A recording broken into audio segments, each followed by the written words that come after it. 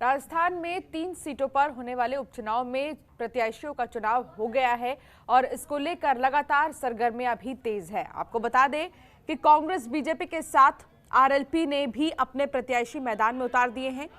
बता दें कि आरएलपी की तरफ से उतारे गए प्रत्याशियों के चलते कांग्रेस और बीजेपी का गणित बिगड़ सकता है। तो वहीं कांग्रेस के भीलवाड़ा से पूर्व जिला अध्यक्ष अनिल डांगी का कहना है कि आरएलपी के खड़े होने से कांग्रेस को फायदा तो होगा, साथ में जिस तरह से लादूलाल पिपलिया जो निर्दलीय रूप से चुनाव लड़ रहे थे, उनका फॉर्म बीजेपी ने जिस दबाव से वापस कराया है, ये राजनीति में अच्छा नहीं है। आपको बता दें कि तीनों दल चुनाव प्रचार करेंगे और अपने स्टार प्रचारकों को भी मैदान में उतारेंगे। तो उपचुनाव में प्रत्याशियों का चुनाव हो गया है। आरएलपी ने भी मैदान में प्रत्याशी उतारा है। अब तीनों दल चुनाव प्रचार करेंगे और इसके साथ ही चुनाव लड़ा जाएगा।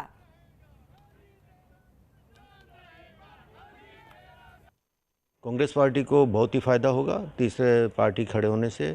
बद्रीलाल जी जाट जो पहले रूपलाल जी जाट चुनाव लड़े, उनके भाई हैं, उन्होंने पूरी वहाँ व्यवस्थाएं जमा रखी है और उन्होंने जो चुनाव लड़ा है उससे बीजेपी के वोटों में ज़्यादा फर्क पड़ेगा, हमारे वोटों में नहीं पड़ेगा। लेकिन मैं विरोध करना चाहता हूँ लादूलाल जी पिपलिया का जिस तरह से फॉर्म उठाया गया भारतीय जनता पार्टी का, ये एक तरह से ये लोकतंत्र की हत्या है। मैं इसका पूरा विरोध करता हूँ। भविष्य में ऐसा नहीं होना चाहिए। अगर राजनीति के अंदर चतुर्थ कोणीय संघर्ष होता तो परिणाम कुछ भी हो सकते थे, लेकिन कांग्रेस पंडा परिवार, हमारे कैलाश जी परिवार को पूरे तरह से वहाँ के हर कार्यकर्ता चाहते हैं और वो निश्चित ही कांग्रेस वहाँ जीतेगी। सहाड़ा विधानसभा उपचुनाव में आरएलपी के उम्मीदवार पहली बार चुनाव लड़ रहे हैं।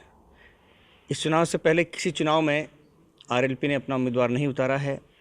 रही बात फ़ायदे और नुकसान की, आरएलपी भी नहीं है तो उनका उम्मीदवार भी अभी नया है। इस क्षेत्र में आरएलपी ने न तो किसी तरह से कोई काम किया है, न कोई उनका संपर्क है। कैंडिडेट भी उनका बाहर से आया हुआ है।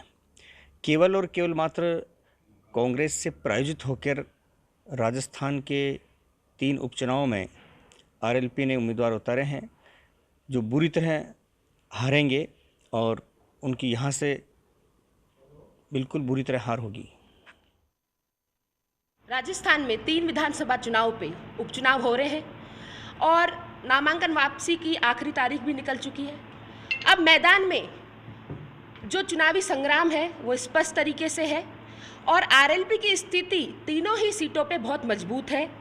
आपने देखा होगा कि पिछले कई दिनों से कांग्रेस और बीजेपी के नेता की जो बौखलाहट है, कांग्रेस वाले कहते हैं कि ये बीजेपी की बी टीम है आरएलपी, और आप बीजेपी में जाएंगे तो वो कहेंगे कि ये कांग्रेस की बी टीम है। अगर राष्ट्रीय स्तर की पार्टियां प्रदेश स्तर की पार्टी को इतने महत्व से मीडिया में उठा रही हैं, नाम ले रही हैं, तो आप खुद सोच सकते हैं कि उनकी धरातल पे स्थिति आरएलपी की मौजूदगी में किस स्थिति में है। आरएलपी तीनों विधानसभाओं में मजबूती से चुनाव लड़ रही है और निश्चित तौर पे जब हमारा रिजल्ट आएगा तो एक अप्रत्याशित रूप से जीत की तरफ आरएलपी अग्रसर रहेगी। खबरों के निष्पक्ष विश्लेषण के लिए सब्सक्राइब करें Jantantra TV and press the bell icon. Never miss any update.